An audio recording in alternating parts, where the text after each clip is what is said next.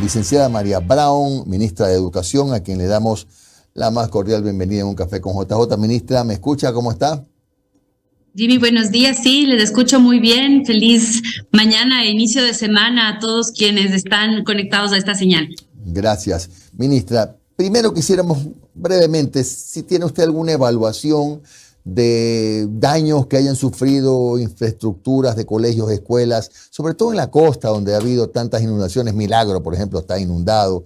Ambato, suspendidas las clases presenciales por el paro, serán solamente telemáticas. ¿Qué novedades hay en este sentido, ministra?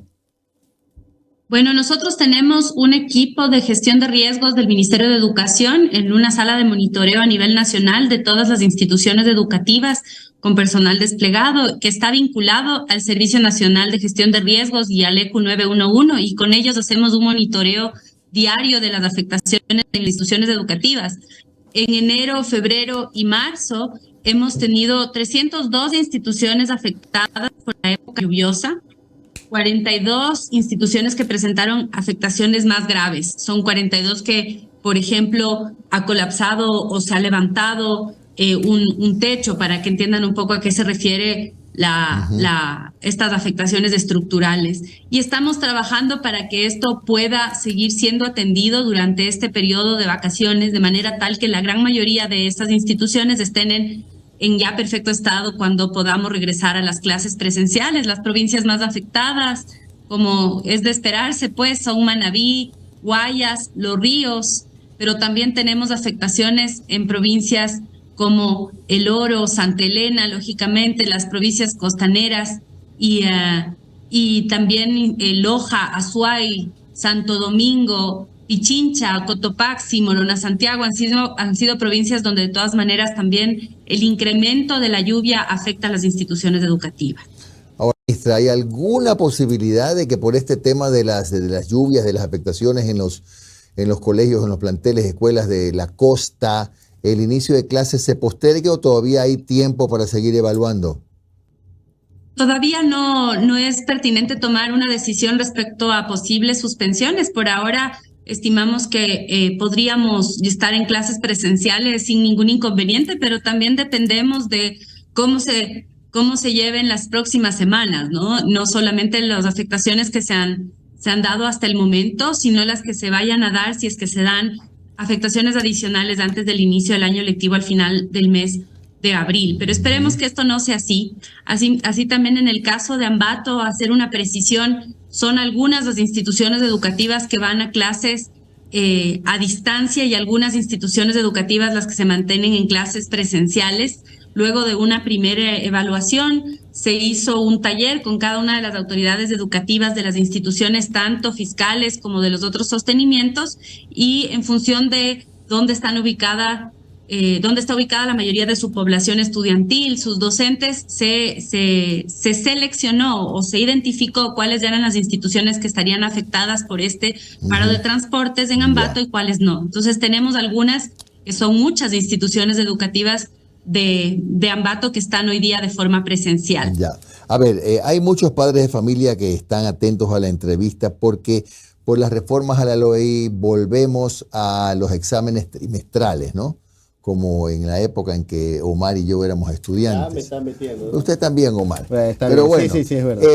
La pregunta del millón es, ¿cuál es la diferencia entre estos exámenes que ahora serán trimestrales, estas evaluaciones que les llaman ahora?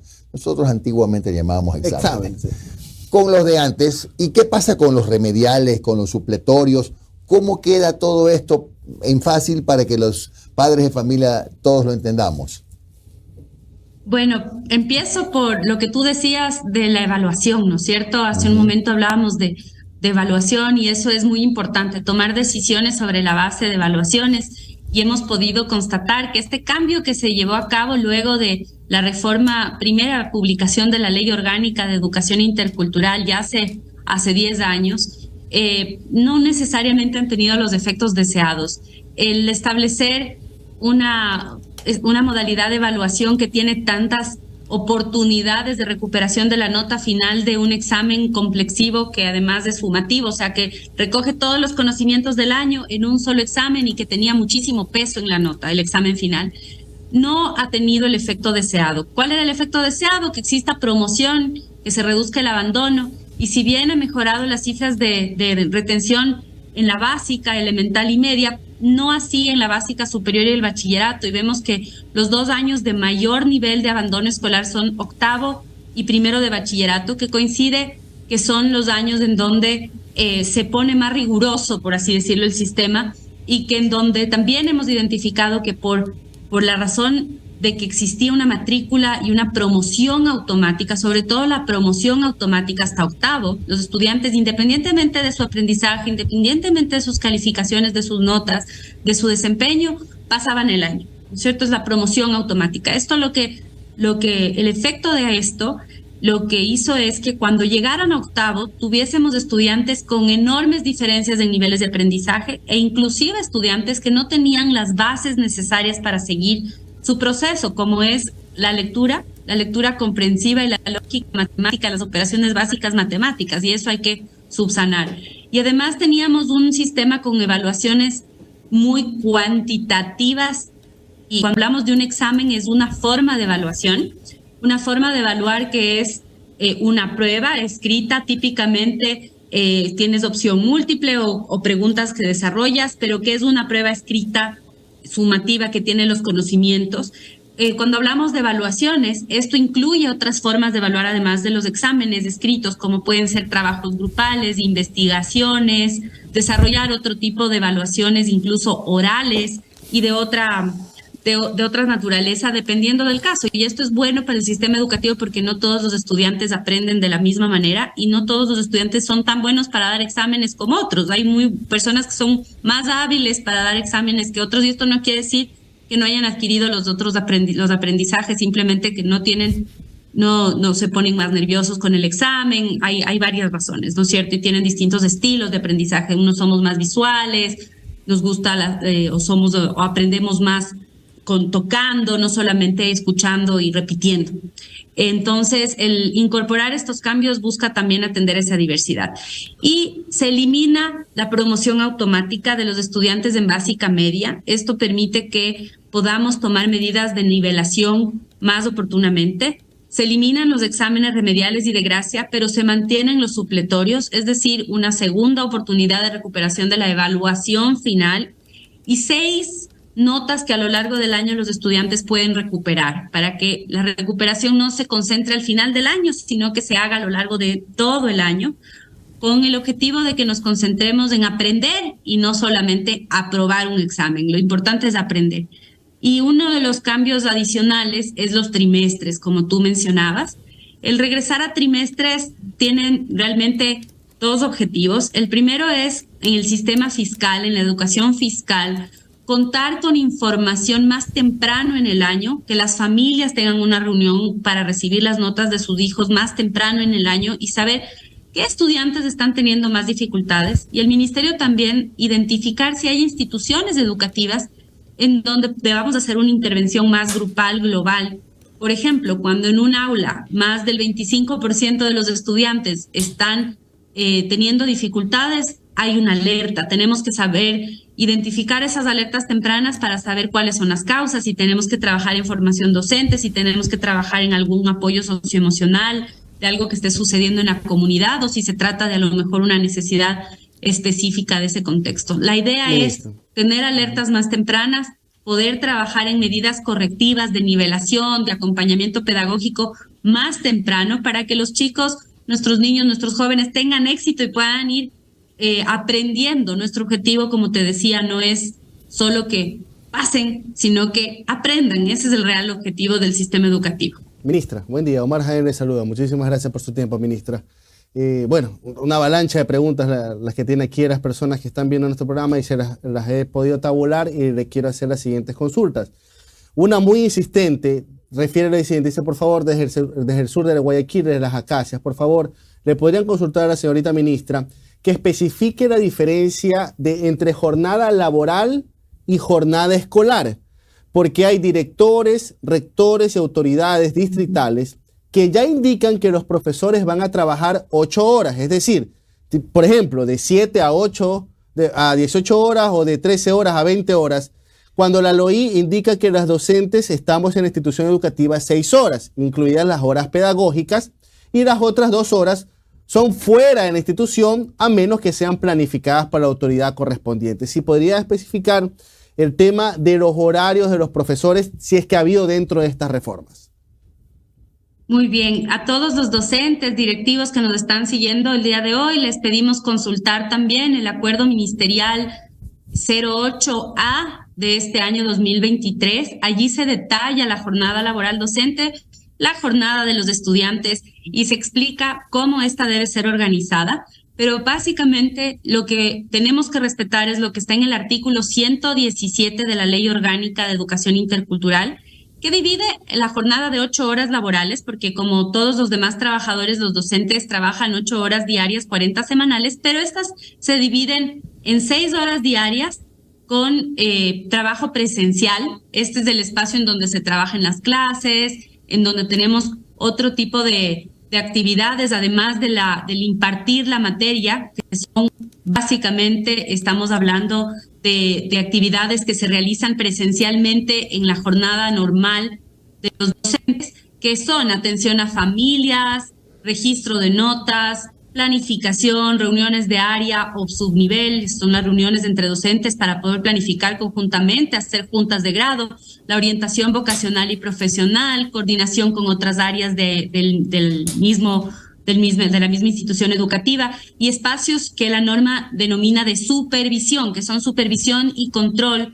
de las siguientes actividades, de los recreos, de los traslados de los estudiantes de un lugar a otro, las actividades extraescolares o extracurriculares, siempre que estén dentro de esas mismas 6 horas, que no exista una extensión mayor para los docentes.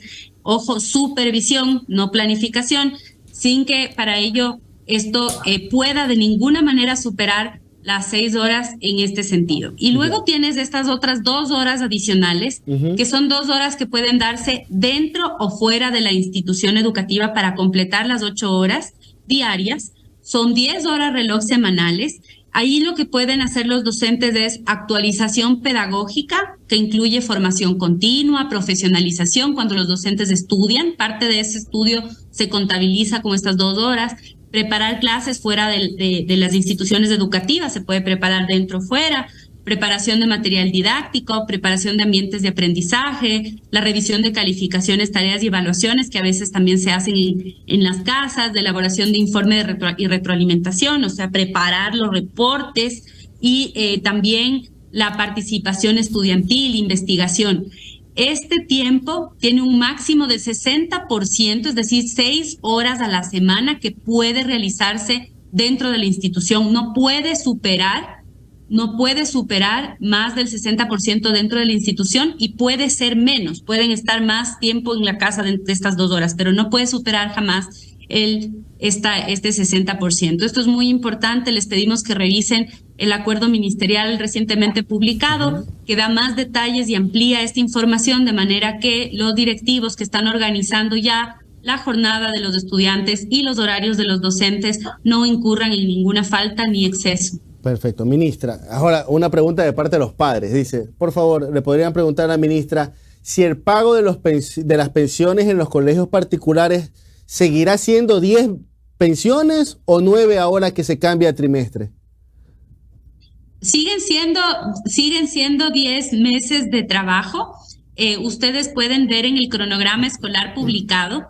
Lo que pasa es que tenemos 200 días de clase. Luego, dentro de esos 200 días de clase, tenemos una división en 3 bloques o 3 periodos que en total suman 10 meses. Típicamente la distribución incluye también periodos de receso, los días en donde se entregan los reportes a padres de familia y otras actividades que se realizan dentro del año lectivo. Recordemos que las pensiones, el cobro de pensiones y matrículas de las instituciones educativas debe ajustarse a lo que dispone la ley orgánica y su reglamento, en donde hablamos de transparencia en los costos de pensiones y matrículas para que las familias sepan cuáles son esos valores, no solamente de pensiones y matrículas, sino también de otros rubros que puedan incluir un gasto adicional para las familias. Por ejemplo, cuáles son los libros que se van a seleccionar en el sistema educativo en el sistema educativo particular, fiscomisional, municipal, si es que hay un uniforme, cuáles son los costos de esto, para que todas las familias que optan de manera voluntaria por este tipo de educación sepan cuáles son las condiciones en las que deben, en las que van a trabajar. Además, Perfecto. recordar que las instituciones particulares, fiscomisionales y municipales pueden organizar su cronograma escolar de manera autónoma, dependiendo de su modelo pedagógico. Esto quiere decir que habrá instituciones que mantengan trimestres, otras que vayan a trimestres, e inclusive tendremos la posibilidad de que algunas presenten modelos en donde se organice el año en bimestres. Ahí hay más flexibilidad para ajustarse al modelo específico de las instituciones de cada una de ellas. Perfecto. Ministra, esta pregunta se la leo tal cual porque de mi caso no la entiendo, pero dice, Fulton Valladares pregunta lo siguiente: ¿se enviarán lineamientos para el traspaso de docentes por bienestar social? Me dicen cumplir 2 años consecutivos en el mismo colegio, pero el artículo 300 del nuevo reglamento no especifica eso. Eso pregunta Fulton Valladares. Fulton, sí, los temas de traslados, o sea, de sectorización de docentes de un lugar a otro, estarán normados en normativa secundaria. Esto permite que se pueda conocer cuáles son los requisitos. Allí tenemos, además, los traslados que son por bienestar social, pero también las sectorizaciones que solicitan los docentes de manera permanente. Ustedes saben que antes se realizaba básicamente, Omar, para que tú conozcas, antes cómo se hacía, solamente se hacía un traspaso de un docente de un lugar a otro con permuta, cuando encontrabas una partida de alguien que quería irse del lugar y tú querías estar en ese espacio, y se hacía por así decirlo, trueque, un trueque de claro. estas dos personas. Ahora, desde el año pasado, lo que hacemos es una sectorización general que se hace 2 veces al año, solamente en una sectorización. Hacemos más sectorizaciones que lo que se hacía en un año completo antes, y esto lo que hace es que podamos cubrir la demanda de estos docentes que necesitan moverse de un lugar a otro. Ahora, lo que sí es importante mencionar es que el sistema educativo puede reubicar a un docente a otro lugar siempre que exista necesidad institucional. Si es que no hace falta o hay un exceso de docentes en un lugar a donde el docente quiere ir, no tenemos un mecanismo para acoger a todos los docentes en el lugar en donde ellos quieren estar, porque lógicamente la mayoría quiere estar en los lugares, sobre todo en las ciudades más grandes, en los lugares más que tienen más acceso a otros servicios, pero no siempre esa es la necesidad institucional, y tenemos que buscar satisfacer las necesidades del sistema para que existan docentes en todas las aulas de clase. Perfecto. Ministra, preguntan mucho sobre el tema del alza salarial para los maestros contratados, pero que están sin nombramientos. Y otros preguntan, y esta me parece muy importante, permítame un momento, ministra. Dice, buenos días, por favor pregunten a la ministra para cuándo el escalafón del DESE y cuándo nos cubrirá la ley orgánica de educación. A ver, sobre el primer tema, la ley orgánica, como ustedes saben, establecía un incremento salarial y un nuevo escalafón docente. El escalafón es la escala salarial que está vinculada a los años de servicio, a la formación, a los títulos que tienen los docentes que tienen nombramiento definitivo. La categoría de ingreso a la magisterio es la categoría G, y hoy día tiene un salario o una remuneración equivalente a un servidor público 3. Anteriormente, hasta octubre del año pasado, tenía una remuneración equivalente a un servidor público 1, es decir, tienen un salario mayor a $930 más beneficios. Ese servidor público 3.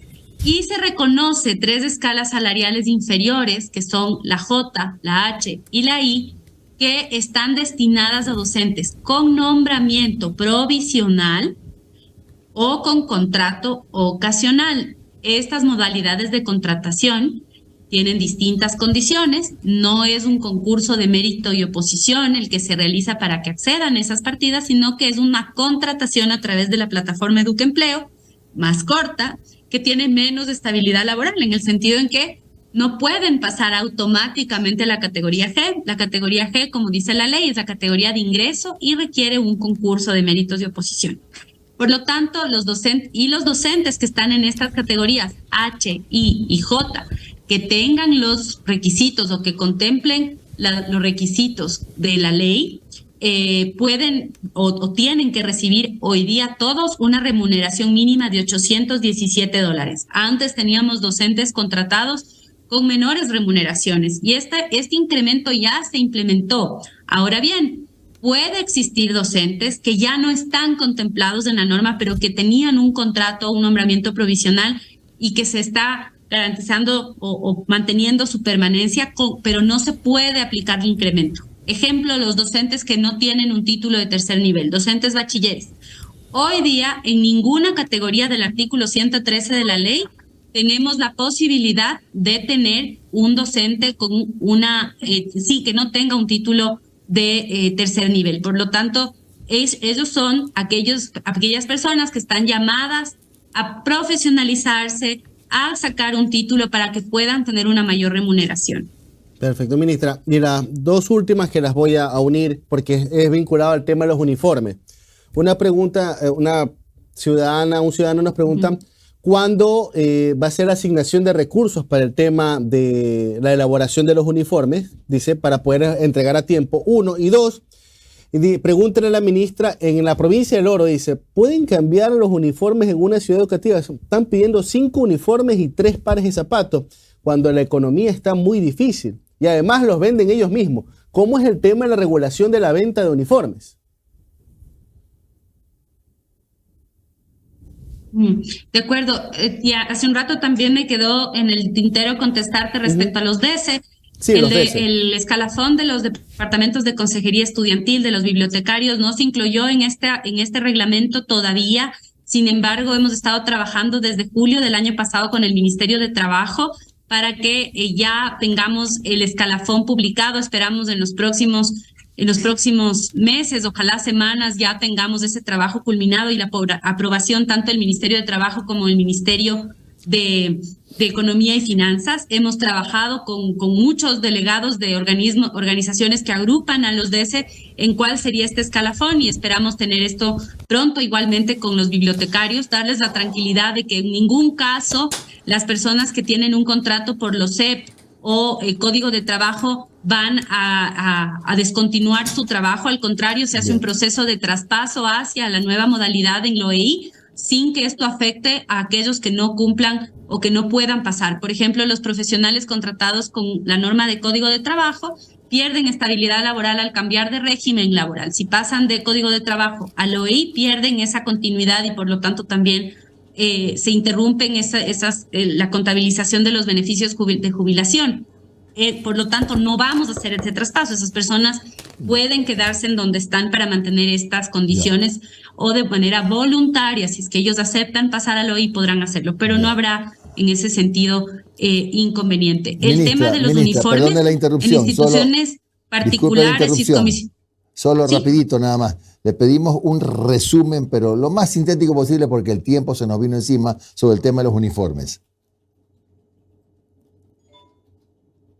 Sí, lo de los uniformes, ya estamos en proceso de contratación de los nuevos uniformes para el próximo año, así que estarán ya en el catálogo realizándose las órdenes de compra, de manera que el servicio continúe de manera normal. En el caso de particulares y fiscomisionales, si es que existe un abuso, como les decía, la normativa actualmente plantea que exista transparencia y sobre todo también coherencia. Si son instituciones educativas fiscales y tienen un pedido de cambio de uniforme de un momento a otro, les pedimos denunciar al 1-800 de Educación para nosotros poder atender esta situación de manera inmediata.